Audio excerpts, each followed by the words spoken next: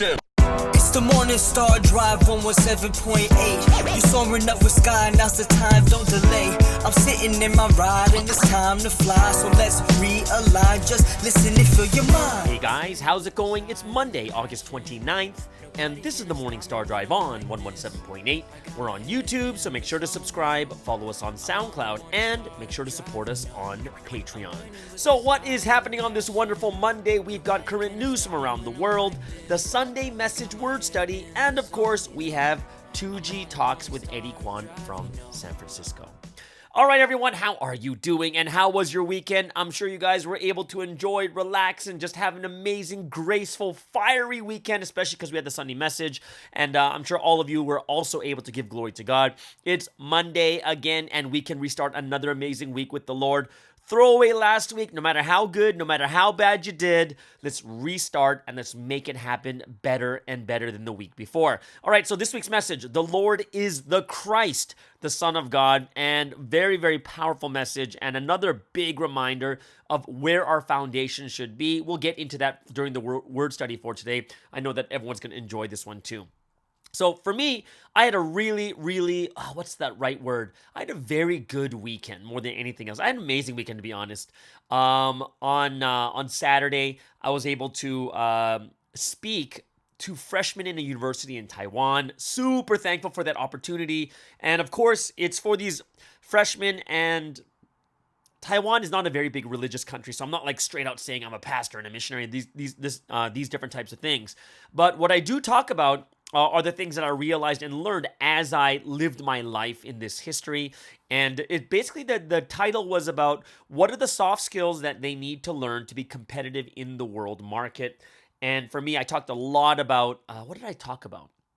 Now I'm trying to think of what I talked about. Oh yeah, I talked about mentality as a number one thing. And I think this holds true. What Sunsim is saying is, like, nothing you, like, if you, all you have is a strong mind and you don't take action, it actually doesn't mean you have a strong mind, right? But without action, you have no results. You actually haven't done anything. But on the flip side is, you can be told all the greatest things to do, but if your mentality is weak, then you'll never put into action. And this is why, like, some people go to so many different success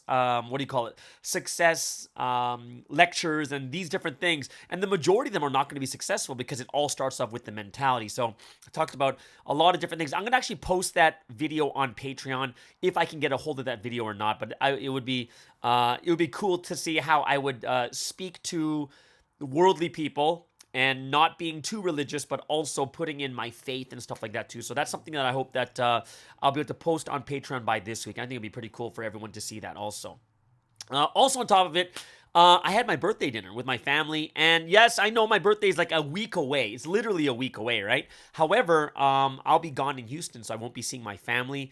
And my brother too. Even when I come back, my brother, even before I come back from Texas, he'll be flying off for 3 weeks to Europe, like Greece and Italy, going on vacation. So we can't do it after. So before was the only time we're able to do it. So we spent this last weekend and we had a great time. My brother recommended this really nice Mexican restaurant. So we went over there. It was really nice. And I enjoyed it. Just had a really good time. I'm going to post it on my my Facebook also because I really enjoyed that time with my family. Able to play sports. I played soccer on Friday, played soccer on Saturday. It's still Sunday for me, but of course in Asia it's already Monday.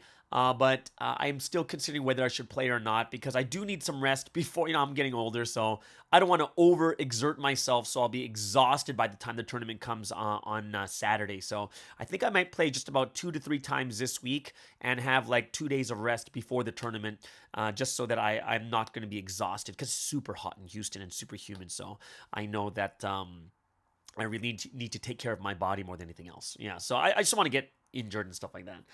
So I will be leaving to Houston in 4 days. So I'll be leaving after the Friday podcast, which means starting next week, which will be the September 5th, I believe, right? September 5th is Labor Day for us, which means it's the official ending of the summer. It's Labor Day weekend, so September 5th, I believe that day is going to be the day where I'm going to be doing a week of podcasts over there it'll be 2 weeks, I think. A week and a half, right? it'll be a week and a half of my time going to be over there in Houston. So you're going to have about a week and a half of my podcast over there too. So that should be pretty cool and exciting also, right? So I'm really happy just to go over there. It's American Providence soccer event. Super excited to fly out, get away. It's a time where you've been cooped up for so long, you just want to get away. And yeah, I got away. I'm getting away for a little bit. Then later I'll go to Malaysia too. And the pandemic had everyone cooped up in their homes. Guys, write a comment below how much you really want to travel. Right? How much you just really want to get out of your hometown. And here's the crazy part. Someone else a good friend of mine was telling me, like, now that everyone's traveling, what everyone's essentially doing? Everyone is so bored, and everyone doesn't want to stay in their own place because they've been there like cooped up for so long that everyone's just traveling over to other places where other people are bored. So bored people are getting together and having a fun time. And I think that's a true statement. Tomorrow, guys, brand new section comes out, and I'm super excited about this one every Tuesdays. We're going to start a new section called Provi in the Media. Or Provi in Media. Like, what is that? So from tomorrow, we're going to discuss about the big points that media points out about Providence, right? And these are the things that they give us the bad image. And I really believe it's something that we really need to talk about, something we should discuss together, things that we should just, just lay out. Because it's better to talk about it now rather than wait for someone to call us out on it and we have no idea what's happening, right? We're going to face these questions one day anyways, but it's better to be prepared and well thought out, meaning not like we're planning an attack back or a defense. It's just, what do you honestly and truthfully think? But if someone just puts you on the spot, it's hard for you to really digest it and really formulate the reason this is true or not true in your mind, right? So starting from tomorrow, it's going to be called Providence Media. We'll look at how the media looks at Providence. What are those key points that we have to look at? So tomorrow we will be talking about one of the big views of media against Providence, and that is the topic of brainwashing. Right? So we will get into it tomorrow. So we're going to have a great time going into this. I think it's going to be a super good segment for all of us to think and really digest and discuss what is happening around the world. And, what's that, the media's view of us too, and how can we be those that thoughtfully think about, oh, this is true. This makes sense from that perspective, but is it really true? Right? Or is there something that we need to change? And these are all things that we have to think about more than anything else. And the reason I'm doing this more than anything else, guys, we got to be transparent with everything that's going on, right? As much as we can, right? Without affecting anything else that might hurt other people. But we want to be very, very transparent. So I do want to discuss it. And this is my personal thing that I want to talk about. And I want to make sure that everyone out there kind of has their understanding. We can research it, go over the different things. And, when we look at certain things that the media looks at when they look at Providence, we're going to be saying, oh, that's interesting, but they might not know this or this or this, or that would even fit the definition of what they are saying, right? And I think that's very important for all of us. So that's going to start tomorrow, Provi in Media. I hope you guys got to look forward to that one because I'm excited to talk about these really key issues and we can discuss it, we can digest it, we can do so many different things. So I'm excited, all right? Last week's poll, I think most of the people have voted, the ones that need to, or not need to, but that wanted to. Yes, every week, guys, we're going to have a poll on the MSD YouTube channel. And just go ahead, write stuff down, put your opinions down, put what you think is we did the first one on what's your favorite Bible study. Last week was how far ahead do you think in your life? And the number one answer was 5 years. And that's 35% of the people voted for that. And then 23% of the people voted for two other parts, retirement and 1 year ahead. And 14% of the people actually voted for 10 years. And I believe people who don't really think about it is 5-6%. So quite interesting to see how much people are thinking ahead in their lives, right? Another cool thing that I really like, and I know I'm doing this on every Mondays now, is our channel comments. I like to pick out some of these channel comments because people have some really good insight out there. Also, I'm very thankful for all of you that pointed out the word I was looking for when we're talking about speaking and preaching and stuff was emphasis. That was the word, right? Do you emphasize? Where do you emphasize your tone? Where do you emphasize your accents and stuff like that too? So thanks for everyone that commented on this. I think there's 3 or 4 of them. But let's get into a comment that I really, really enjoyed. When I talked last week about, what did I talk about? I talked about how the U.S. is going to be forgiving student loan debt. And just to give you a little bit more background on it, they're not going to be doing it every year. This is a one-time thing. So it's pretty interesting. But there was a member from Germany that said German students don't have to pay back the student loan completely, only 75% of it. And if you manage to pay that 75% at once, like all at once, you get 25% back. So you've only paid 50% back in total. Right? And that makes sense too. And I think it's fair. But in Germany, you usually study something useful to your career path. And I think that is a very key big point, right? Is Germany, you're studying something useful to your career path, where in the US, there's a lot of these crazy, there's some crazy majors out there that lead you to nowhere in life. Like you can't get a job from it. Like some of these things, right? So that's why that I think it's a little bit different, and it's quite interesting how German students, they get up to 50% off, which I think it's a great thing. But you're talking about people out there in America that are probably they're getting everything paid off, right? So there's another, someone else came in this thread, I think this was Julius, and he says, for America, I think debt forgiveness is branded as something that will eventually fall off since it doesn't address the source of the problem. If government is guaranteeing these loans without capping tuitions, universities can charge anything there, and there's no price that's too high. Lenders can lend irresponsibly without doing due diligence since they are government guaranteed, and by law, you cannot default on student loans like other forms of debt. So the government and through taxpayers are footing the bill, and loan debt forgiveness will just add to inflation, which affects the poorest the most, not the rich, right? So there's a very, very good point there too. And I think that's a huge thing is, it's just kind of something that everyone's screaming about, and they were actually trying to get $50,000 in student loan debts to get rid of, but he capped it at $10,000, and also for those who are like extremely poor, who got Pell Grants, and they're up to $20,000, right? But there's another thing: tuitions are not capped, right? And well, this is talking more about the government. Like the private institutions can do whatever they want, right? Because it's a private higher learning institution, so it's not like government can cap what private institutions can do. But at least in the government-run universities, they got to do something about that, possibly, right? But it's a big thing. It's a big thing. There is so much student debt that's like over like 1 trillion dollars in student loan debt, right? But this is definitely not. This is a newest stat that came out. These financial experts came in and said, by the way, you're going to forgive like $300 billion to almost $300 billion to $500 billion in student loan debt you're going to get rid of, right? But they said that the number will go back to where it is right now within a couple of years. So it's kind of like you haven't solved anything, right? So this debt's going to go back up again. So it's kind of like, well, you haven't really solved anything, right? You haven't really done anything. And I think that's what Julius was pointing out too. So that was a great comment there. Second comment from Kiera. I really like this one too. The timing of the question is perfect given this week's message focusing on knowing the essence of the Lord and loving others as God and the Lord have loved us. And this had to do with my comment. This had to do with the Q&A having to do, I believe, with what about someone who is someone, if they doubt and leave providence, does that mean they haven't realized, right?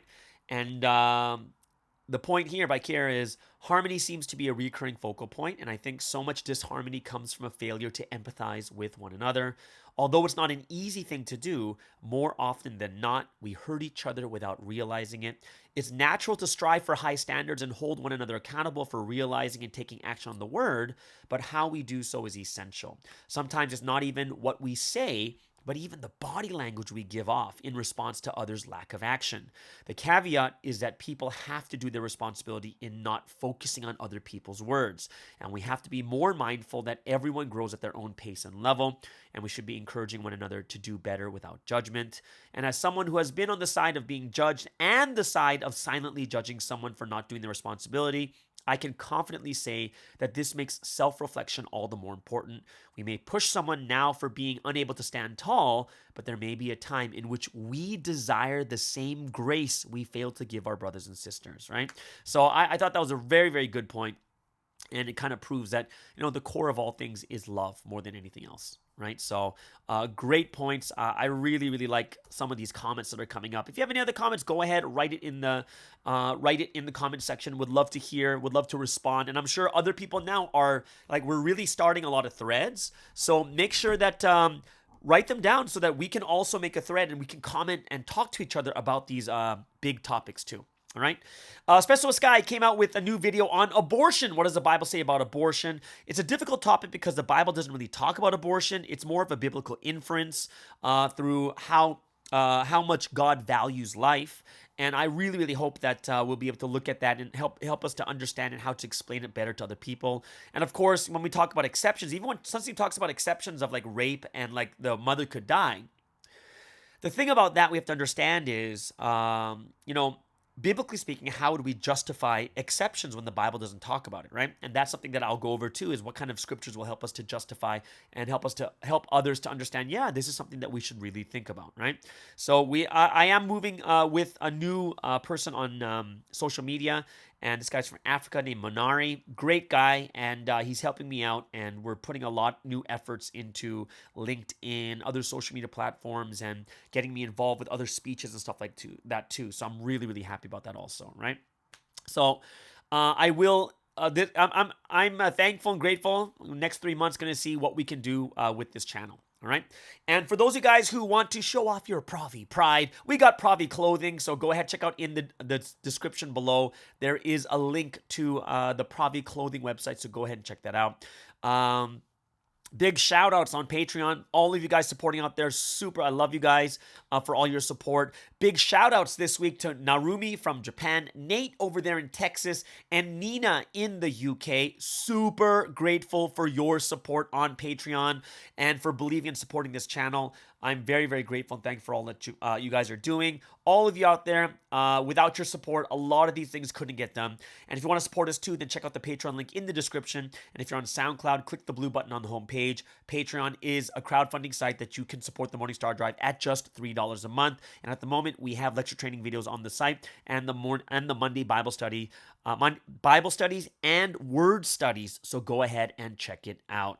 All right. And for those of you else who just want to support, on Patreon, 90% of the people there, they're just there to support the channel. They're just, donating like $3 a month. It's very simple, purely up to you guys more than anything else, okay? All right, so let's move on to some member music from around the world. Yes, what are we going to listen to today on this amazing Monday? Who's today's featured artist of the day? And yes, once again, this rock song is blowing my mind. This is Kiro Black and Julius Miyumo from Australia, and this song is Inside My Head. After that, we have Zeniac from the Paper Music Associates in Korea with a post-rock song, Star Launcher. And then we have Renee Lai from Taiwan singing a cover of GM with the song TikTok.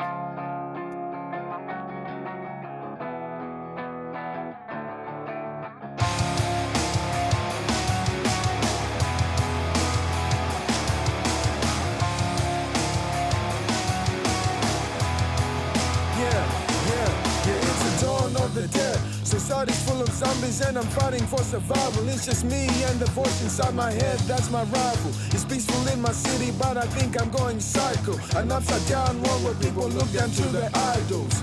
Yeah, my mind space is like a hellscape. By planet Earth's a crazy place. So stay in my own world between reality or insanity. The lines are blurred and I don't know what's real.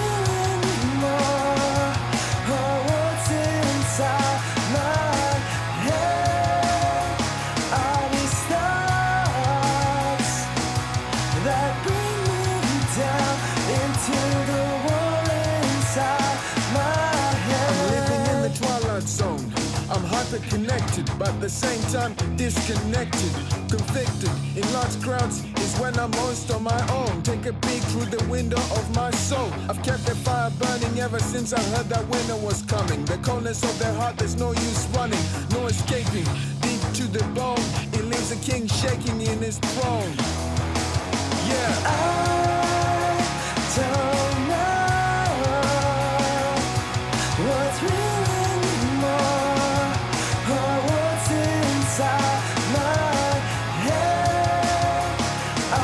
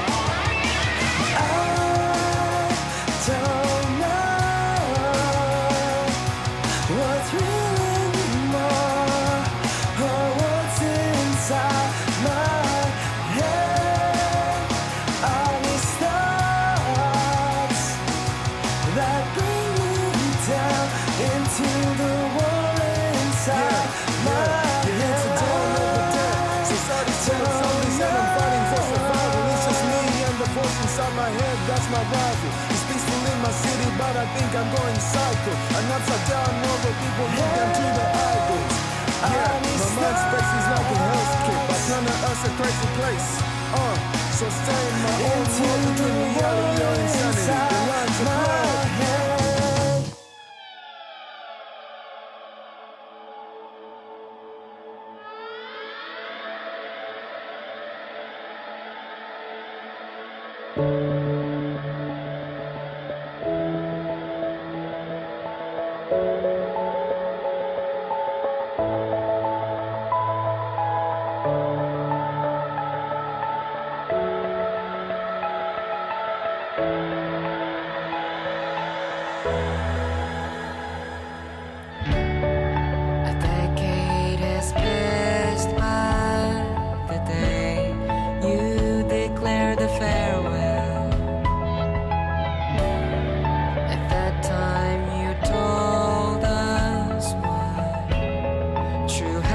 Should be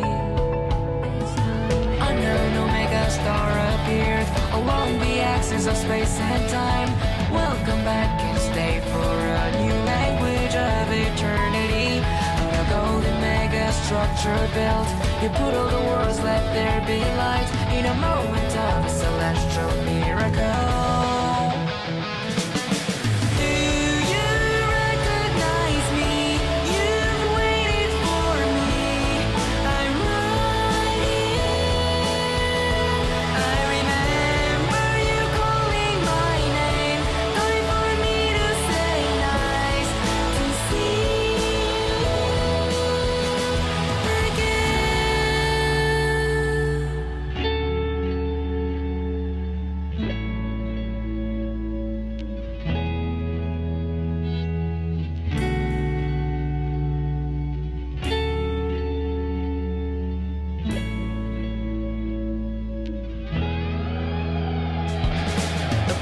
Stars were fired from the temple you missed for so long.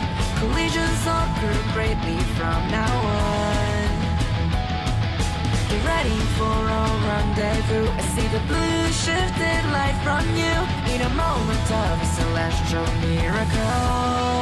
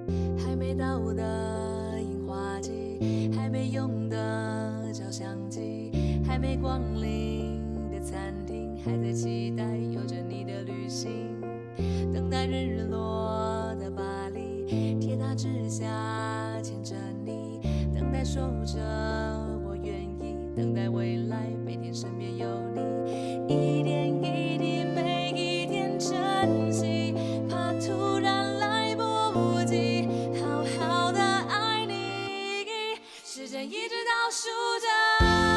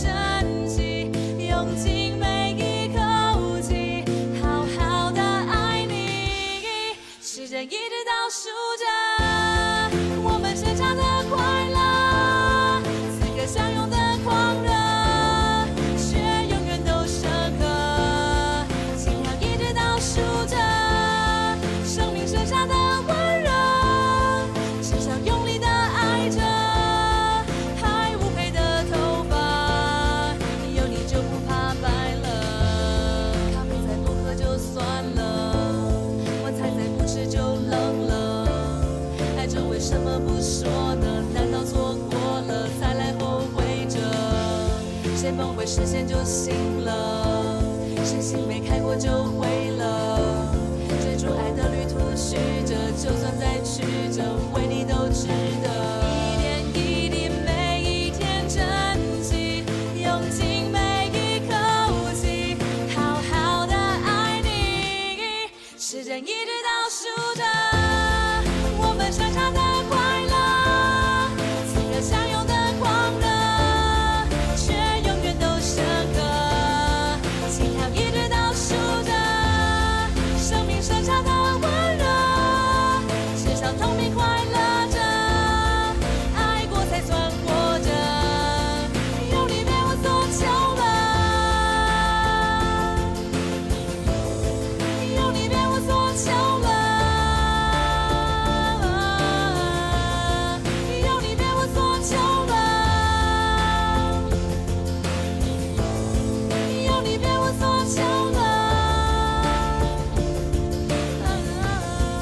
有你被我所求了，有你被我所求了。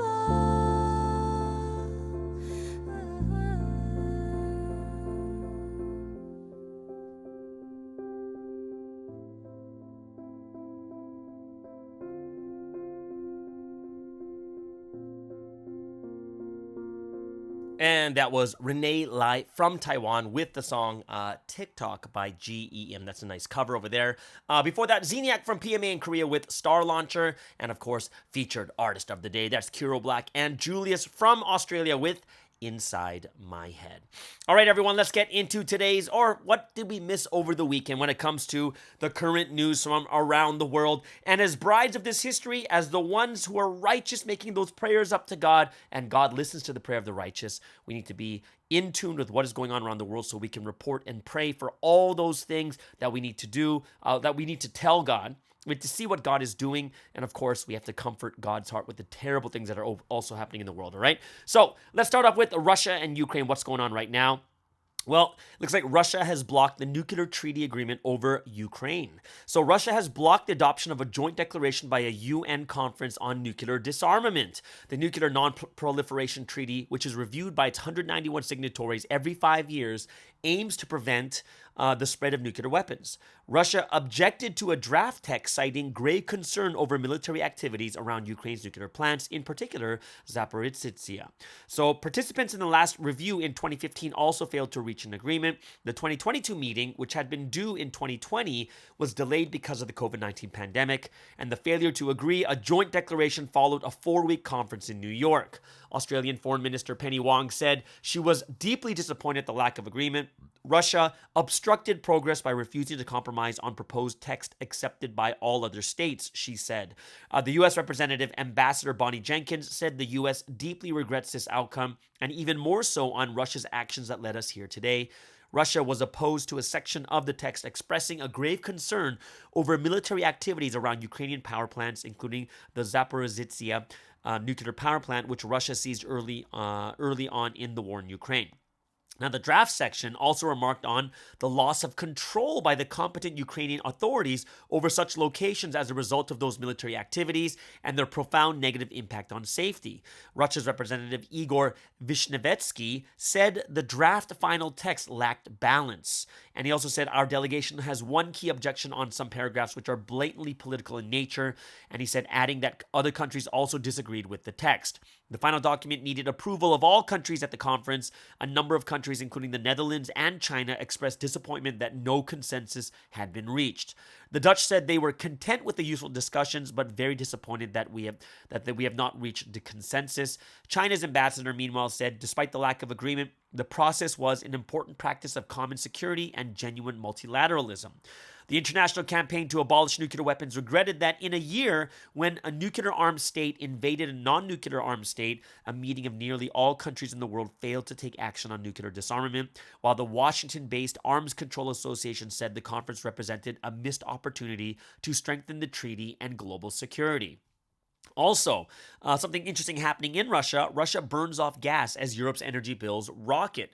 As Europe's energy costs skyrocket, Russia is burning off large amounts of natural gas, according to an analysis shared with the BBC News.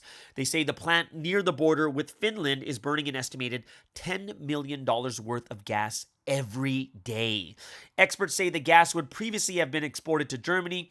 Germany's ambassador to the UK told BBC News that Russia was burning the gas because they couldn't sell it elsewhere. Scientists are concerned about the large volumes of carbon dioxide and soot it's creating, which could exacerbate the melting of Arctic ice. The analysis by Rystad Energy indicates that around 4.34 million cubic meters of gas are being burned by the flare every day. And it's coming from a new liquefied natural gas plant at Portovaya, northwest of St. Petersburg. The first signs that something was awry came from Finnish citizens over the nearby border who spotted a large flame on the horizon earlier this summer. And Portovaya is located close to a compressor station at the start of the Nord Stream 1 pipeline, which carries gas under the sea to Germany. Supplies through the pipeline have been curtailed since mid-July, with the Russians blaming technical issues for the restriction, and Germany says it was purely a political move following Russia's invasion of Ukraine. But since June, researchers have noticed a significant increase in heat emanating from the facility, thought to be from gas flaring, the burning of natural gas. While burning off gas is common at processing plants, normally done for technical or safety reasons, the scale of this burn has confounded experts. And they basically said they've never seen an LNG plant flare so much. Right, and this comes from an expert on satellite data from Miami University in Ohio. And starting from June, we saw this huge peak, and it just didn't go away, and it stayed very anomalously high. And also from Germany, Miguel Berger, the German ambassador to the UK, told BBC News that European efforts to reduce reliance on Russian gas were having a strong effect on the Russian economy. And they said they don't have other places where they can sell their gas, so they have no choice but to burn it, he suggested. Mark Davis is a CEO of Captario, a company that is involving in finding solutions to gas flaring. He says the flaring is not accidental and is more likely a deliberate decision made for operational reasons. And he said operators often are very hesitant to actually shut down facilities for fear that they may be technically difficult or costly to start up again, and it's probably the case here too. And others believe that there could be technical challenges in dealing with the large volume of gas that were being supplied to the Nord Stream 1 pipeline. And Russian energy company Gazprom may have intended to use that gas to make LNG at the new plant, but may have had problems handling it, and the safest option is to flare it off. And it could also be the result of Europe's trade embargo with Russia in response to the invasion of Ukraine. So $10 million of gas being burned every single day. They got nowhere to sell it. And whose fault is it? We can play the blame game all day, and we'll see what the actual truth is when everything comes out in the end. So let's move on to stuff happen all around the world, and we're going to go to China and Taiwan. And of course, the U.S. is involved too. But 2 U.S. warships sailed through the strait. The 2 U.S. warships are passing through the Taiwan Strait, the U.S. Navy has announced. It's the first such operation to take place since tensions between Taiwan and China increased following a visit by U.S. House Speaker Nancy Pelosi to Taiwan earlier this month. The U.S. and other Western navies have routinely sailed through the strait in recent years. China reacted to Pelosi's visit by holding military drills in the area. Excuse me. On Sunday, Taiwan's defense ministry says it detected 23 Chinese aircraft and 8 Chinese ships operating around Taiwan. And among the detected aircraft, 7 crossed the median line of the Taiwan Strait, an unofficial barrier between Taiwan and China. Washington says its 2 guided missile cruisers, the USS Antietam and the USS Chancellorsville, are demonstrating freedom of navigation through international waters. Beijing views such actions as provocative and maintains that the island of Taiwan is an integral part of Chinese territory. And on Sunday, its military said it was monitoring the 2 vessels' progress, maintaining a high alert, and was ready to defeat any provocation, Reuters news agency reports. The U.S. Navy said in a statement that the transit through the Taiwan Strait demonstrated the U.S. commitment to a free and open Indo-Pacific, and these ships transited through a corridor in the strait that is beyond the territorial sea of any coastal state, the statement added. Taiwan's defense ministry said the ships were sailing in a southerly direction and that its forces were observing, but that the situation was as normal. Taiwan is self-ruled, but China sees it as a breakaway province which it will eventually unite with force if necessary. Taiwan has become yet another flashpoint between Washington and Beijing in recent years, with the U.S. walking a diplomatic tightrope on the issue. The U.S. abides by the One China policy, a cornerstone of the two countries' diplomatic relationship, which recognizes only one Chinese government and has formal ties with Beijing and not Taiwan. But it also maintains a robust, unofficial relationship with the island, and that includes selling weapons for Taiwan to defend itself, right? Last but not least, let's get into some news in Pakistan. There are floods going on in Pakistan and appeals for aid as 119 more die in a single day. Pakistan is appealing for further international assistance as floods devastate the country, leaving people searching for higher, drier ground. The death toll from the monsoon rains has reached 1,033, with 119 killed in the last 24 hours. And this comes from the National Disaster Management Authority. The US, UK, UAE, and others have contributed to a disaster appeal, but more funds are needed, officials say. Interior Ministry official Salman Sufi told the BBC the country was desperate for international support. Pakistan has been grappling with economic issues, but now just when they were about to overcome, the monsoon disaster hit. Funding from a lot of development projects had been rerouted to the affected people, and according to the reports by the Dawn newspaper, Pakistan's Prime Minister Shehbaz Sharif has announced a grant of 10 billion rupees, which is about $45 million, for those in the most affected Khyber Pakhtunkhwa province. Every flood-affected family would be given 25,000 rupees, which is about $112, and it will be dispersed within a week. And in the northwest of the country, thousands of people fled their homes after rivers in Khyber Pakhtunkhwa burst their banks, causing powerful flash floods.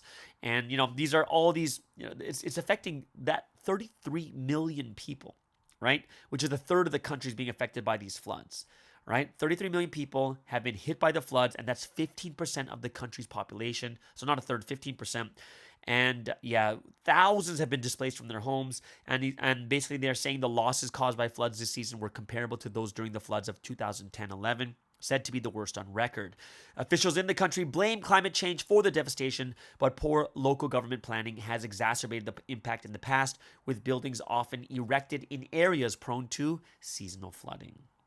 So there's the top 3 news around the world. Hope you guys really enjoyed that. Gives you some more things to pray and think about too. So let's move into some sporting news, and we're going to look at Major League Baseball, which I don't talk about that much, but this is something that's not really about the sport itself, but a 1952 Topps Mickey Mantle card sells for $12.6 million, shattering the record. After more than a month of fanfare, the 1952 Topps Mickey Mantle card with a 9.5 grade from Greater SGC, the finest known example of a 1952 Topps Mantle, has sold with heritage auctions for $12.6 million, including buyer's premium. It's the most ever paid for any sports item, card, or memorabilia. The previous record for a sports card was $7.25 million, set earlier this month by a T206 Honus Wagner card consigned to Collectibles Marketplace Golden, right? So it shattered it by like over $5 million, and that's kind of crazy. Someone in this time is paying $12.6 million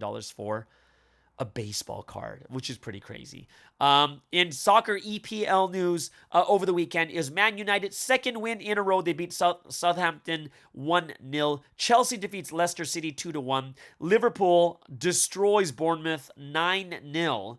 Man City defeats Crystal Palace 4-2. Arsenal defeats Fulham 2-1. So what does the table look like at the beginning of the season? It's been 4 games that have passed. On top is Arsenal.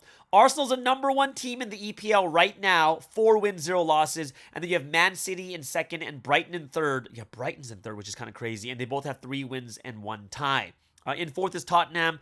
If you look at the other big teams, Chelsea is in 6th, Man U's in 8th, and Liverpool is surprisingly at 9th, and they just got their first win. So hopefully that 9-0 win will kind of spurn their turbo gases and make sure that they do even better. In golfing news, guess what, guys?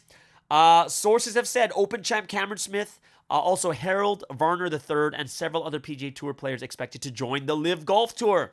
Open Championship winner Cameron Smith is expected to be among the next wave of PGA Tour players who defect to LIV Golf, sources confirmed to ESPN on Saturday. Smith, the second-ranked player in the official World Golf Ranking, will be the highest-ranked player to leave for LIV Golf, which is being fronted by fellow Australian Greg Norman and financed by Saudi Arabia's Sovereign Wealth Fund. Also, Australia's Mark Leishman, Harold Varner III, Chile's Joaquin Neiman, India's Anirban Lahiri, and Cameron Tringale are also expected to join the Live Golf circuit, and those players and Smith are expected to compete in Live Golf's next event, scheduled at the International in Boston on September 2nd to the 4th. It's a big thing. And think about this. Most of these players are not going to be doing that. They're not going to be making a lot of. Now, of course, they're making a ton of money compared to other people. But what they're getting paid just for their signing bonus is it's more than what they make in a lifetime. So, this is for their life. This is for their family. It's like generational wealth. Why wouldn't you do it? Why would they be so against it when, of course, the top players like Tiger and Rory McIlroy, they've made so much money that the money isn't an issue. But you're looking at the rest of the pack. They're not making that much money. So I'm not sure why it's such a big deal for them. But on Tuesday, Jay Monahan, which is a commissioner of the PGA, announced that top players on the tour had committed to playing in 20 events starting in 2023.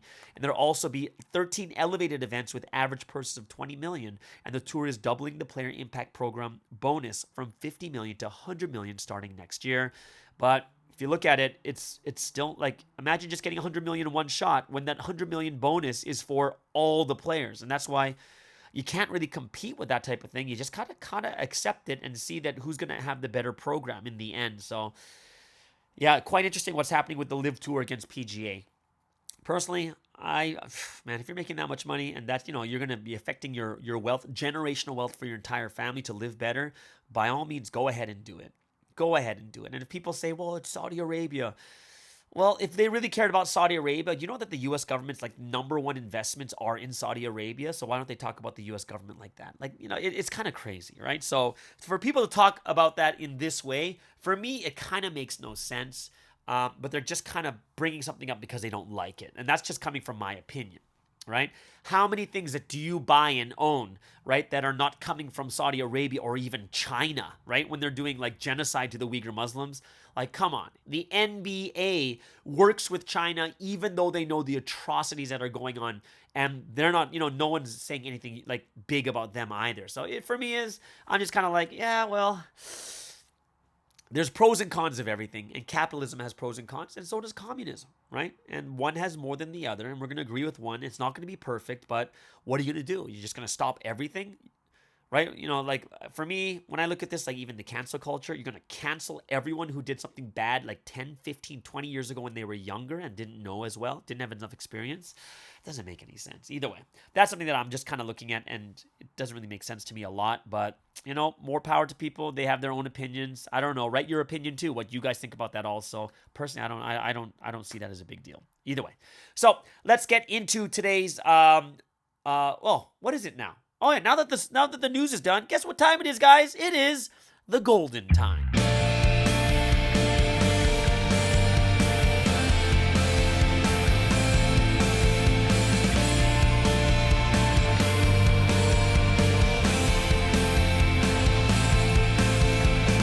And it is the golden time, a time of praise and worship to the Holy Trinity. Hope you guys really enjoy this time and look forward to giving glory to God and the Holy Spirit just as they are expecting this time of glory. Everyone, what are we going to sing and praise today? We're going to start off with a brand new song that just came out on the new Pravi Source YouTube channel, or the Pravi Music YouTube channel. And this song is I Have Only God. Great song, great rendition. I'm so thankful for the team that they made this song really quickly. After that, we have We Are Confident and So Awesome.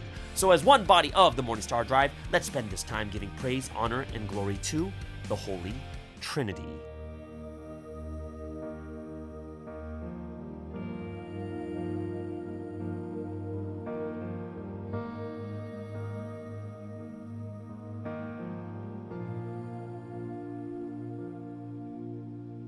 God of love, God of unchanging love, you've called and chosen me, loving me endlessly. God of power, God of unyielding power, never forsaking me, you are my help. Mighty God, I am yours to love.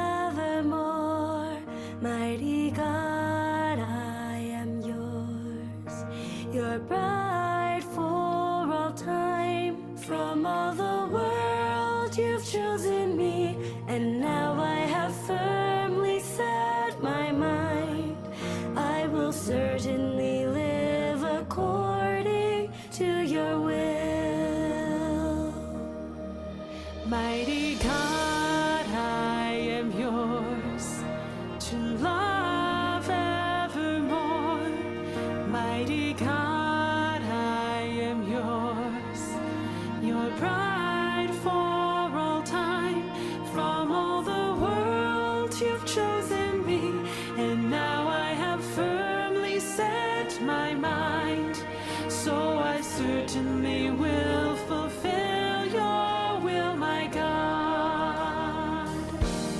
You're my Jehovah God, who has led me this far. Please lead me all the way. I'm calling on you alone and living by only your word. With all your authority and your power, you constantly help me. With all your authority and your power, you keep me from harm. You are with me all the time, always giving me strength and hope. I've nothing to fear, because I only look to my God.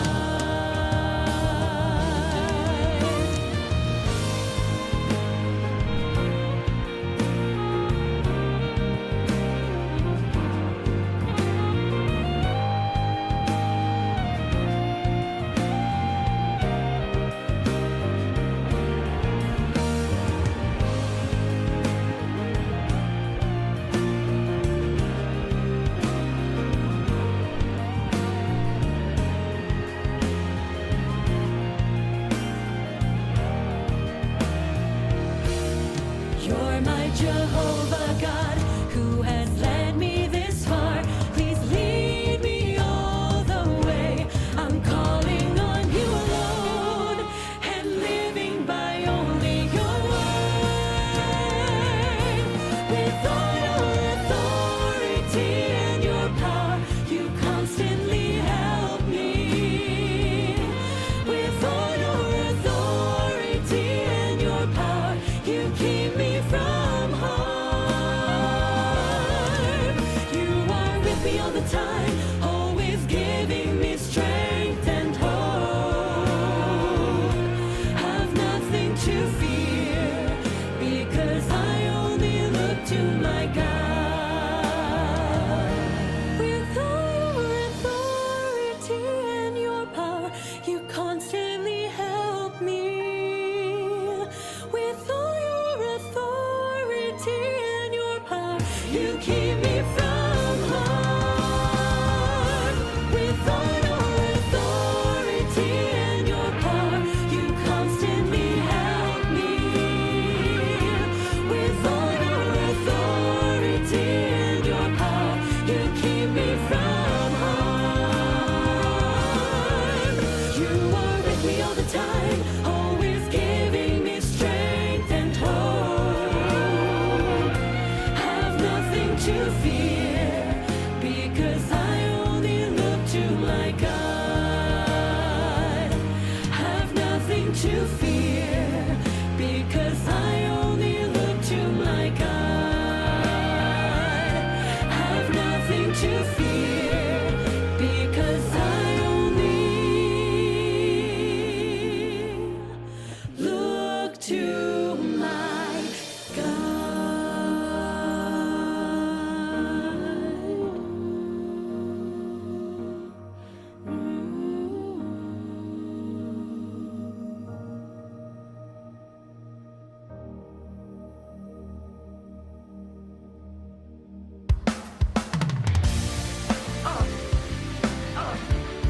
confident, unshaken. We are proud, unwavering. Confident now. We are so proud. Hey, have you caught a vibe by now? Our clock is ticking, the hands of our clock keep on moving, they never stop. 'Cause we are following the timing of God who is mighty, we don't stop. I will do the work I must do. I'm the key to the outcome that I want. With the truth of the times we run diligently, we're making history. I trust in the power that God's given me. I make myself better every day.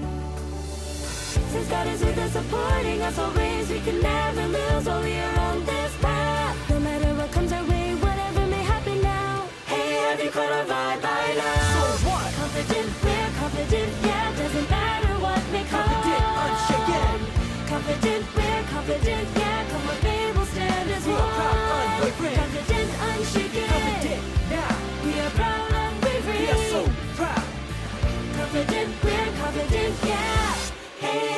caught a vibe by now. So what? No matter what happens, we'll turn tables and we'll climb. Grab the time, fix our minds, fix our contradictions, we will shine. We'll shake it up like a sneeze, say God bless you.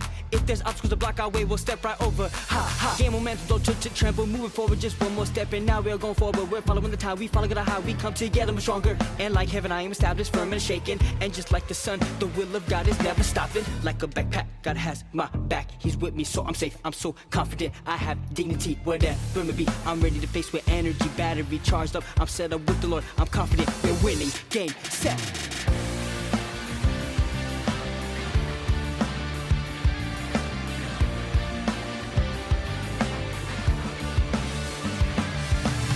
Since God is with us, supporting us always, we can never lose while we are on this path. No matter what comes our way, whatever may happen now. Hey, have you caught a vibe by now? So what? Confident, we're confident, yeah, doesn't matter what may come. Confident, unshaken.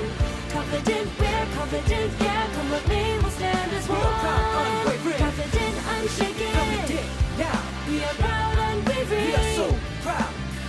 Confident, we're confident, yeah. Hey, have you caught a vibe by now? So what? Confident, we're confident, yeah, doesn't matter what may come. Confident, unshaken. Confident, we're confident, yeah, come with me, we'll stand as We one. are proud, unwavering. Confident, unshaken. Confident, now. We are proud, unwavering. We are so proud. Confident, we're confident, yeah. Hey, have you caught a vibe by now? So what? Yeah, yeah, huh. Since God is with us, we are confident, unshaken.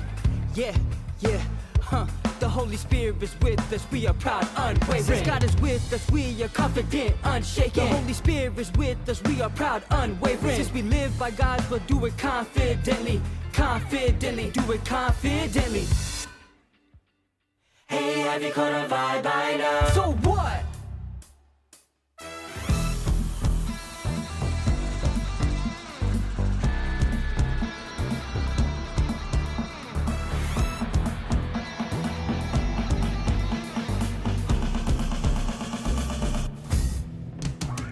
Only a God can speak of a love that's certain and is eternal. He's awesome, that's right.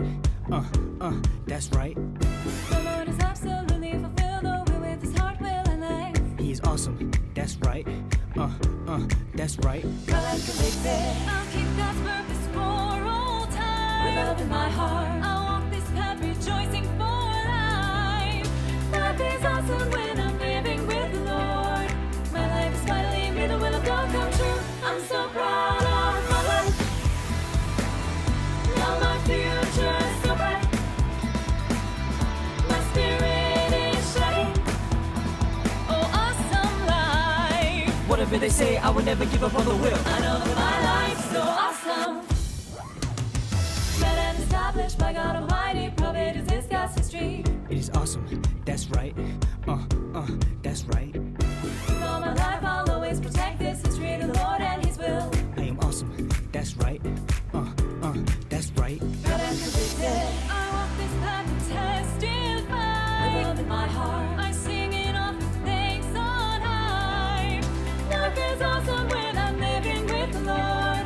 My life is finally made the will of God come true. I'm so proud of my life. Now my future is so bright.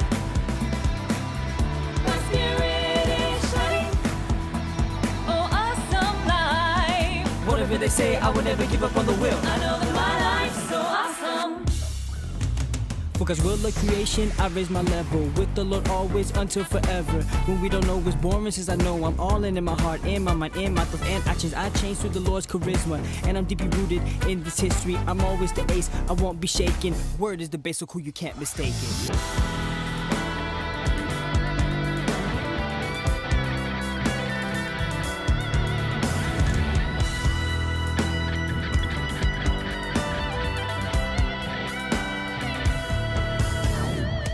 I found my true ID. I chose my direction. I'm resolute that it's my lifetime career. I've received the Lord's thoughts, fulfill the purpose with Him. Look just how awesome my life has become. I'm so proud of my life. Even after that, I look who making history. Now my future is so Since I bright. soaring up a life that comes out from the heavens. My spirit is My shining. spirit shines because I love the Lord forever, Oh, always. awesome life. Whatever they say, I will never give up on the will. I'm so proud of my life. Even I think that I look and make it history. Now my future's so Since bright. I'm soaring up like that cause I'm from the heavens. My spirit is My shining. spirit shines because I love the Lord forever, always. Awesome life. Whatever they say, I will never give up on the will. I know that my life's so awesome. And that was so awesome. Before that, We Are Confident and I Have Only Gone. Brand new song that just came out on the Pravi channel for music. So I hope you guys really enjoyed it. These new songs coming out are so good. And I love it how all the rapping and everything is done is so much more professional. And it's the Somni Boys, right? So they are like professional rappers. So that's really, really cool that they're able to help out with those types of things too. So I'm very, very grateful and thankful for all the hard work that people are doing with this music. And I hope that you guys continue to make it even better and better. All right. So now that our hearts are prepared and made ready, let's get into today's word study, which is on the Sunday message. The Lord is the Christ, the Son of God. And it comes from Matthew chapter 16, verse 13 to 20. And that's when Peter confesses that Jesus is Christ, right? And that, I think, is a very, very important moment in the history of God where Jesus has that first person that absolutely confesses that he is Lord, the Son of God. So very grateful and thankful to hear this message.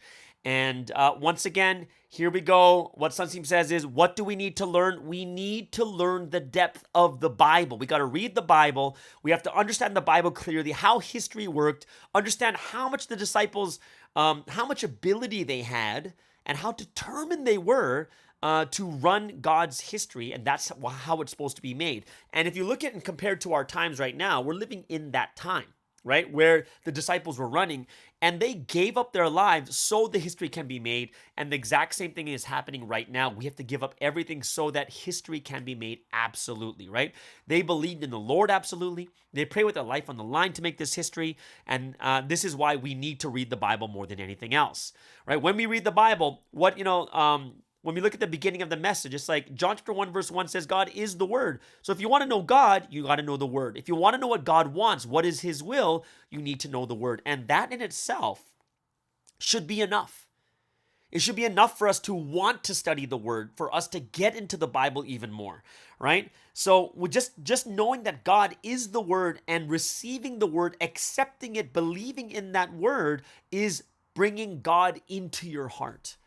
And you have to preach it, you have to talk about it, you have to do a study on it. I think that's something that's really, really important too, right?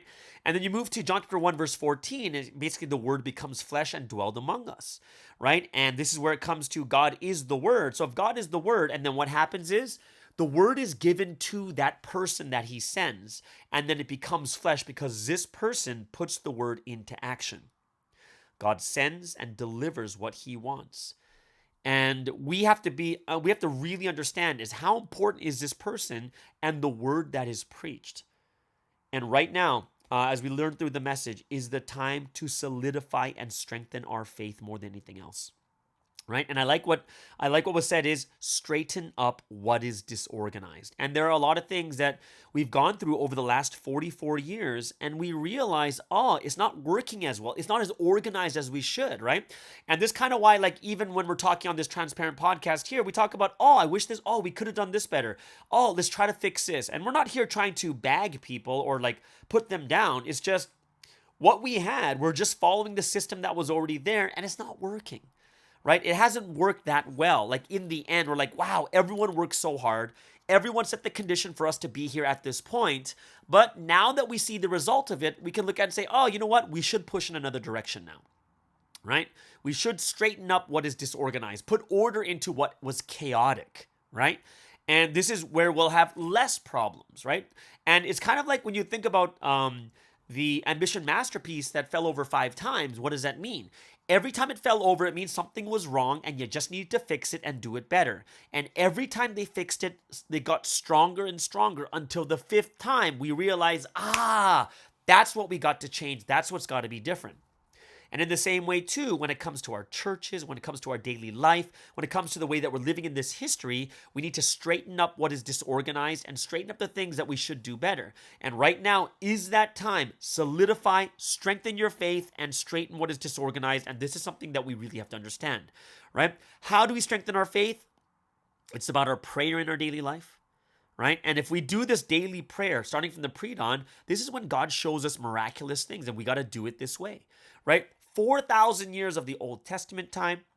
Understand this really well, because through the Old Testament, you get to see God's promises, and then in the New Testament, you see them actually being fulfilled, these promises through the prophets, right?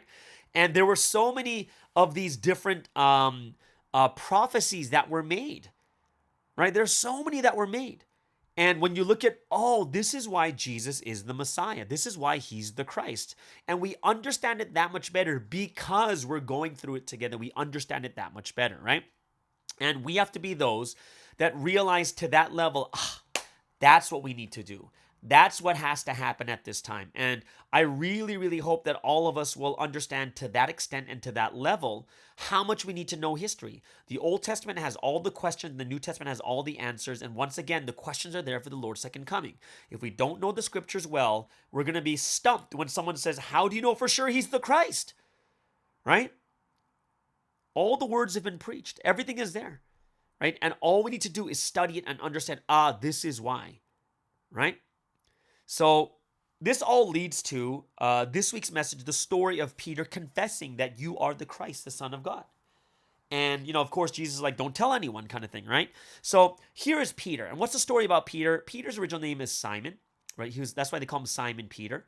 And one name, I believe Simon is his Hebrew name and Peter would be his Greek name, I believe. Or is it the opposite? Simon is the Greek and Peter is the Hebrew, right? Or a Kepa. And Jesus, in the Bible, it's Cephas, Cephas or Kepa, however you want to pronounce it. And what does it mean that Simon's name got changed? And we know that when God changes names, there's a reason behind it, right? And it meant that Peter would bring many people to repentance. He would be the rock that the church would be built on. His faith was that solid, the first to confess. And as Sunstein says, is like the best of the disciples. He stood firm on the word, even though he denied 3 times during the time of the cross, right? He was the one that knew, and the one that knew that Jesus was the one that God sent, right? Peter, Kepa, big rock, a boulder. And because of that name, Jesus blessed him with that name, right? Jesus blessed him with the meaning of his name. The church will be built on a rock. And the church will be built on Peter. The keys of the kingdom of heaven given to Peter. Whatever he binds on earth, he binds in heaven. Whatever he looses on earth, he looses in heaven. And things turned out exactly according to the blessing that Jesus gave. So this is the thing. When Jesus comes, when the Lord gives you a blessing, that is absolute and it's got to happen. Right? That's why even with when you look at the Jews were so blessed, right? And yet they lost their spiritual blessing, but yet still, they still have physical blessings today, right? Many are very, very rich, right? And they still get their blessings from God. Like you can't break that blessing there, that they'll be blessed in that way. But more than anything else, the biggest thing that matters more is not so much the finance, but it's that spiritual rock that we need to become. Because, like it says in this week's message, if you know the Lord, if you know the Messiah, the power of Satan cannot overcome you. Why? Because the power of Satan, as it was explained during the message, is compared to those on the rock, and those are, don't build your house on the sand. This is a song I sang in church, right? Long time ago is, don't build your house on the sandy land. Don't build it too near the shore. Well, it might look kind of nice, but you'll have to build it twice, so you'll have to build that house once more. And the chorus is, you gotta build your house upon the rock, with a firm foundation on a solid spot, when the storms may come and go, but the house on the rock will stand. Something like that at the very end, right? So having your house on the rock is unshakable no matter how difficult the tribulations and difficulties come, right? That foundation and having a solid, you guys better clap for me as I sang that song. You guys are clapping? And if you are, put a comment of clap, clap, clap, clap, clap, because I'd love to hear that too, that you guys are actually listening to me sing and you enjoyed it, right? So you have to build your house, build your foundation on that solid rock. And how do you build a foundation of the spiritual solid rock? Faith comes from hearing the message, right? That's where faith comes from. You know what? I even forgot where that comes from. It's an actual Bible verse, right? It's Romans chapter 10, verse 17. Consequently, faith comes from hearing the message, and the message is heard through the word about Christ. Romans 10:17, right? Faith comes from hearing the message. I mean, the more you hear the message, the more solid your faith becomes. And that's why we have to stand on the word to establish that type of faith, right? How are we going to establish our churches? How are we going to establish ourselves? How are we going to establish this history? It must be established on faith before anything else. And then this church, ourselves individually, our history will be able to overcome Satan. We got to grow, and that's the only way. It's through growing the foundation of faith that comes from hearing the message, the word of God. And we've got to establish the church and be willing to participate in this to make a solid foundation. Yes, we've been through some difficult times. Yes, we've hurt a lot of people. We've been hurt. We've hurt people. It's happened. So what do we do now? Do we give up on this history, or do we make our foundation even more strong and solid and straighten out what is not organized and solidify our faith at this time? Think about the early days. In the early days of Providence, people heard the word, but they still lived the old way. They eventually left the church. They couldn't, we couldn't establish a church on a rock. It wasn't enough. But it's now when the people have really realized, who are listening to the word, have absolute belief in the word and follow. And now this is why the church is being built on that solid foundation, right? This is it, right? The church was established because Sunstein preached. And not only were the words preached, but he took action on the words, and then we heard the words, took action on it, and we built even more solid faith, listening to the word like 6 to 8 times a week. Then the church was established. And this is why until now, how much have we overcome? It is incredible how much, like, all these situations we've been through. Satan can't overcome us. We can't be defeated. Right? This is why a great history, right? Peter made the greatest discovery. It's the discovery of faith in the new times, in the Lord, in the Messiah, in Jesus. And this is why it became his eternal blessing. When Jesus blessed him, when the Messiah blessed him, he was able to receive that blessing for the rest of his life. Everyone knows who Peter is. And how did he discover Jesus? Through the word. Consequently, faith comes from hearing the message. Upon the foundation the church was established, many people repented. Many people believed on the rock because it was Peter that preached because of his solid faith. Think about it. When Peter first met Jesus, he just followed him because his brother told him to come check it out. And most likely he was worried because his brother Andrew was like, look, we found the Messiah. Peter's like, oh no, he got into a cult. He realized perfectly. And now, the Holy Spirit is teaching us at this time with the Lord. And we're going to eventually realize when we follow the Lord, when we believe and follow the Lord, the Holy Spirit's going to teach us and guide us even more. Right? When Sunstein was learning the Bible, who was he waiting for? He's waiting for Jesus. Sunstein, of all people, was waiting for Jesus to come back. He waited and waited for Jesus until he can actually meet him. And he taught. Then Jesus taught him, and he learned about what are the real clouds, what is the judgment in the last days, what is the true resurrection, the spiritual resurrection, what is the rapture history, the fulfillment, the Holy Son, right, the soul entity, all these things he realized and is taught to us.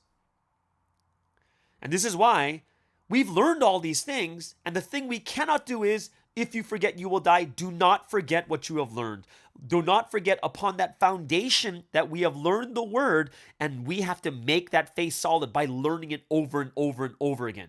We need to know how God's providence history was established. We need to realize about this time period without misunderstanding, gain perfect understanding, understand what is happening right now, and understand that we got to be those that have such a solid faith that no matter how hard the things come, we're going to be okay. Think about what happened at the time of Jesus when he died on the cross. The faith wasn't that solid to the point where when he died, everyone went back to their old jobs. Peter, James, and John, and Andrew, they all went back to fishing. Jesus had to gather everyone when he resurrected because they thought it was over. But when he resurrected, people was like, that's it. That is it. It's everything. So I hope that we will study the word, study the history, understand this better than anything else. God is the word. So listen to the word, receive the word, accept it, put it into action. And where does the word come from? Through the one that he sent. So through the one that we sent, we receive God because it's God's word. And we get to know God's purpose. We get to establish our faith. We get to establish this history. And we will all become the rocks that we're built upon, right? So I am super grateful and thankful for all of us, for that we're in this history. But we gotta get ourselves back into the word. Like knowing that word once again. Yes, you might have been a lecturer in the past, but if you had, like, even for me, there's a lot of verses I forget, a lot of things I've forgotten because I haven't taught in a long time. But we need to realize right now, there is so much more for us to think about, so much more for us to learn and to realize at an even deeper level. And I hope that all of us will do that even more, okay? So that is the word study for today. It's, of course, these messages are quite a little bit shorter, but the impact is powerful, and I hope that all of us can make that same confession that Peter made. You are the Lord. You, the Lord, are the Christ, the Son of God. Okay? So there it is, guys. That is the word study for today. Hope you guys really enjoyed it. Leave a comment below if you have any extra things to ask or anything else, which leads us into the song of choice for today on this Filipino Monday. I found another new singer. Yes, they are everywhere in the Philippines. Great song is called Ika. And the song is from Yang Constantino. Hope you guys enjoy this. This song has like 126 million views. So I was like, man, I got to see this. And she is amazing. Everyone, please welcome Yang Constantino with the song Ika.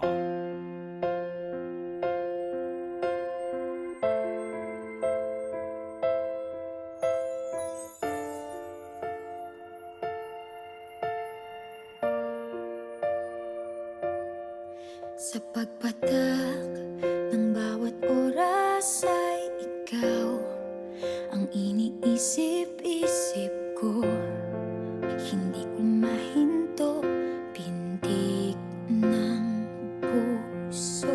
Ikaw ang pinangarap-ngarap ko. Simula ng matanto na balang araw iibig ang puso. Ikaw ang pag-ibig na hinintay. Puso ay nalumbay ng kay tagal. Ngunit ngayon'y nandito na ikaw. Ikaw ang pag-ibig na binigay sa akin ang may kapal. Biyaya ka sa buhay ko, ligaya't pag-ibig ko'y ikaw.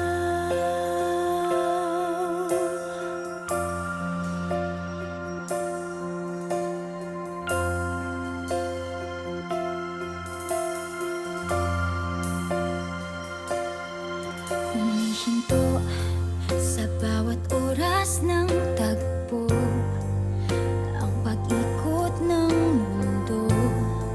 Humingiti ng kusa aking puso, pagkat nasagot na ang tanong. Nag-aalala noon kung may magmamahal sa akin ng tunay. Ikaw ang pag-ibig na hinintay. Puso ay nalumbay ng kay tagal.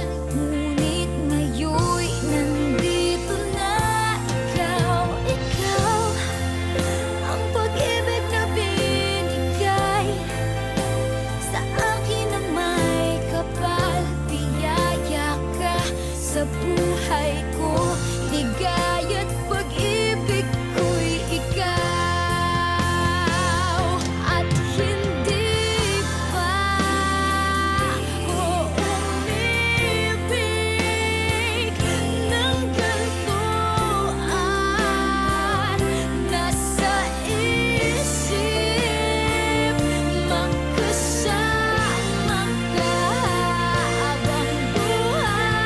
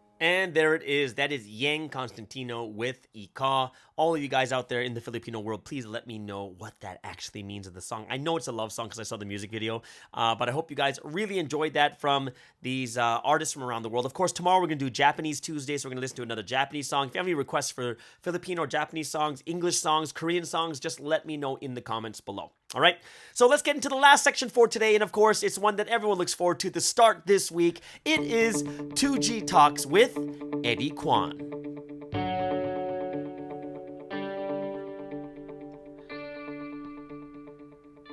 Good morning, everyone. Welcome to another week's episode of 2G Talks. I'm really excited to be here because it's been a very eventful week, and I think, we really have to constantly update each other on what's happening, right? So all across the world, wherever you are, it's so great to read everyone's comments, to see, we might not see exactly what you've been doing, but we can kind of see the things that you've been thinking about, and we have this sort of communal project where we get together to do that, right? So that's why I really appreciate the MSD 117.8. So for me too, as some of you might know, I'm pretty sure Pastor Sky's been talking about it too, we have the AP soccer tournament coming up next week. And so I spent a lot of time these last week, these probably the last 2 weeks or so, practicing with some of the SS and the members who are going to go. And it's been a great time because for me in particular, I really didn't want to go. And I really didn't want to practice. But for me, and I think, this is true for everyone, right? But if you're going to do something, you want to do it well. So at first, it took some convincing for me to go to Houston.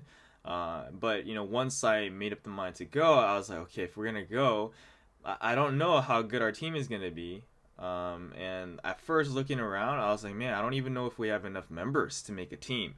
But then I was like, okay, no matter what, if we're going to do it, then let's do it well. Let's do it, giving our all, as we always say in Providence, we do it with our life on the line. So we've been practicing. And a lot of times, man, I have to push myself and the other members have to push each other. And it's been so great. The team camaraderie is really great because even though we push each other, no one gets upset because, it's all done in a very well done and well meaningful way. And so that kind of leads into the major topic for today because one thing that I've been doing throughout this week is trying to prepare some sort of way to help other people understand, SS and second gen. I'm very grateful because quite a few members across, the Western nations have really expressed interest on, helping educate or helping being involved with the SS department, and that's been really such a huge boon for us to have all of these people interested in this topic. Because for me, when I think of SS, right, it's taking care of SS is really the biggest thing that we need to do for the future. And when I really think back on my experience over the last maybe 4 or 5 years or so already, it's not just because we get to raise SS. Right? Sometimes raising SS doesn't pan out well. Because for me, I live here on the West Coast and I don't get to interact with all of the SS on the other half of the country too often. And there's so many places where I physically can't reach them. And so it's not that they all work out well, that I say that taking care of SS is really important for the future. But I see that in raising SS and in being involved with them, that it's really about teaching yourself and growing yourself, because there's so much of this that I have to experience as going through it. And so I just wanted to share some examples and kind of break down what's so important there and what's so valuable, why campus members, career members, family members need to all learn from this too. Because the part that I think I really relate to when Sunny said this too is that when he started, he was first a Sunday school teacher, right? And that's so different. The world is so different when you're raising kids versus when you're only interacting with adults or people your age. And so the thought that really came by, and this is one thing I shared in an education to the SS teachers, but the most important thing for all of us when we're interacting with young lives, with SS, is to be careful of what we say, right? As Jesus said, as the Holy Son said, it's not what goes in a person's mouth that makes them dirty, but it's what comes out of it right? All of the things that come out of it, that's the sin, that's the dirtiness, that's the evil that comes out from the heart, right, and out of the mouth. And this is a lesson that doesn't just apply to S's, but applies to everyone. But in particular, this has been something that you can clearly see when you deal with SS, and this is the reason why Pastor Jonah talks about this so frequently too, because the things that you say to SS, you have to measure really, really carefully, because even though most of the time when you speak to SS, you do it with the intent of wanting to love them and raise them and show them the right things. Sometimes it really hurts the SS, right? Because they haven't lived that much, right? So when they hear something, even though it's meant to be good for them, if it's done in a harsh way, man, these SS, it can take them years. It can take them, their entire lifetime, and they might not recover unless they have an active process where God kind of really helps them to see that, those things were for their benefit, and that that life's not over just because someone says something harsh to you, and that's a lesson that you only learn in the future, like as you grow up. It's not something that you already have, and it's not just some sort of conscious lesson, but it's like unconscious experience that you have as you grow up. And so with SS, you really have to measure carefully what you say, and more importantly too, you have to do carefully the things that you do in front of them. But the action part isn't really about about being careful. I think you have a little bit more leeway in terms of your actions. But the big thing is that the SS do notice. And this is also one of those things where a lot of SS, they won't notice explicitly. They won't. It's not like a tangible thought process where like, oh, this person who I respect is doing this, so I'm gonna do the same thing too. It's not that kind of thought process, right? Because even for you guys, it's not that kind of thought process. Instead, what it tends to happen more is that, as you start to open up and you get comfortable, if you do something that's kind of maybe not the greatest thing in the world, and you set like a poor example for the other SS, what happens is they get comfortable with you too. And they get comfortable letting go of the things that maybe aren't the best to do in a public setting, or just not that great to do in general anyways. So even in terms of your actions, you do have to be careful, but you do have a bit more leeway. But also know that it's really, the example that we set before them that will profoundly change them the most. But in terms of your words, this is something, you really do have to be careful. And I think this is an important lesson that it's one of the reasons why I really like what something says, that you have to be kind of like an SS teacher first. And not just that, you have to be a very skilled SS teacher in order to go out and save other lives, in order to go out and manage other people. Because it teaches you so much about how to handle lives. Like what kind of things will inspire lives, and what kind of things will break their experience with God, will break their experience with, providence. Because, we are an organization. We do have a central meeting place, and we do have, a place that we gather, and we do have a community at each different church. And so if you as the leader, if you as the manager are doing things that are really hurting these people's lives, even if it's well-intentioned, then you, even though you're supposed to be a bridge between these people and your community and the church, and the setting that you operate in, people won't be able to make that jump, or it will take a lot longer.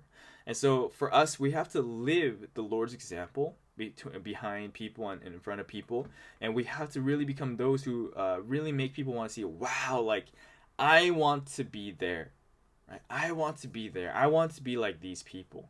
And I think this is a lesson that we know and that we have lived, and I'm sure everyone that has listened to this has experienced this too, right? What caused you to come into this history? Of course, at the core, it's the word, but more than that, it was people practicing the word and living the word, and because of that, you felt God here, right? And so for the future generation too, and for Providence to go forward, it has to be that exactly again. Right now, we have some visitors here in San Francisco, and as we're talking to these folks, and as we're talking to these pastors, they're telling us, evangelism doesn't have to be super difficult, right? Because for our situation here in San Francisco, the demographic is kind of skewed, right? We have a lot more families, and this might be the case wherever you are, especially if you're listening from within the AP. It's kind of skewed in a particular direction. You know, a lot more women, a lot more family, not that many young guys, especially. The obvious focus doesn't have to be with young members, because especially in San Francisco, and if you live in maybe any major metropolitan area, a lot of times we'll evangelize campus people, and then they'll go back to wherever they're from, right? Because they were there to get an education, and then so after a couple of years, they go back to their home countries, and of course, it's really not a net loss if, you know, they are evangelized and they stay and they go home and run. But a lot of times, people who are evangelized, even if they were doing well here, when they go back to their home countries, or as they're in the process of transitioning out, they don't do that well, right? Because every transition kind of changes a person, and it forces a person to behave in a way that's different from their normal. And in that time, we tend to lose a lot of people. But anyways, I bring this up because, these visitors were telling us, evangelism doesn't have to be difficult. It doesn't have to be something complicated. Instead, it's not even just about going out, right? Because all of us are like career members or older. It's not just about going onto the campuses and like preaching and trying to evangelize them, because that's so difficult, right? For many of us who like just the age gap between us and campus members are just constantly growing, on a daily basis. But they were saying, if for us, the biggest thing is that we need to set that example for other people. So a lot of times, the most successful evangelism that we've had is to evangelize family members. And when we evangelize family members, like either our own family members or, other people who are in families already. Because in the Bay, those people are the most stable. Young people, both in terms of like where they are in their stage of life, and in terms of like the location they live in, is very unstable. They can move at a moment's notice, and they can change at a moment's notice too. But family members are typically here to stay, because even though the Bay Area is like super expensive and all of these things, the fact that they're here and they have a family means they're probably working. Maybe both of the parents are working, and they're trying to acquire either property or a long-term stay. And so these people are very, very stable. And in order to evangelize these people, we really need to show like, wow, Providence is a place that I want to be in, right? And for us, we have a lot of kids. And so one of the things was like, if we show that, wow, we're really making a conscious effort to raise our kids well, then a lot of parents are very attracted to that too. And so that was just one thing. But from that example, whatever your situation, whatever your church's situation might be, maybe it makes a lot more sense at your place to prioritize campus or even SS or career members. But I think, the idea of showing by example, showing that, wow, this is really a warm and hospitable place. This is where you can feel God, is, an objective and goal that we need to set for ourselves in each and every day, right? In our everyday life of faith and in our everyday operations of the church. And so I really hope that everyone can apply this word this week, but apply this word constantly, right? So that as we feel each other, as we see each other in the future too, in person or online, or even through, the MSD 117.8, that we can feel this love even from each other, right? When I look at the comments, I already feel that the members feel this kind of bond, and wow, like that this is a really place that we need to be in, and receive a lot of insight from all the things that, Pastor Sky helps collect and share for us, and from the other segments too. So with this, I really thank everyone for listening, and I'll catch you guys on another week's episode of 2G Talks.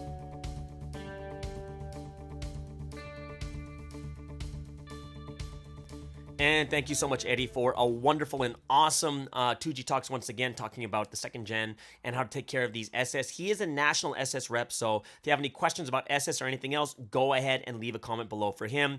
Thank you so much, everyone, for all your hard work and all the things that you're doing each and every week for the Lord. And have an amazing Monday. Do it right, and we'll see you guys again tomorrow on the Morning Star Drive on 117.8. the Morning Star Drive 117.8. You soaring up with sky, now's the time, don't delay. I'm sitting in my ride and it's time to fly. So let's realign, just listen and feel your mind. I'm burning with desire and the passion. Nobody can stop me when I'm like this. I got my head in the zone, you know. I'm on the Morning Star driving.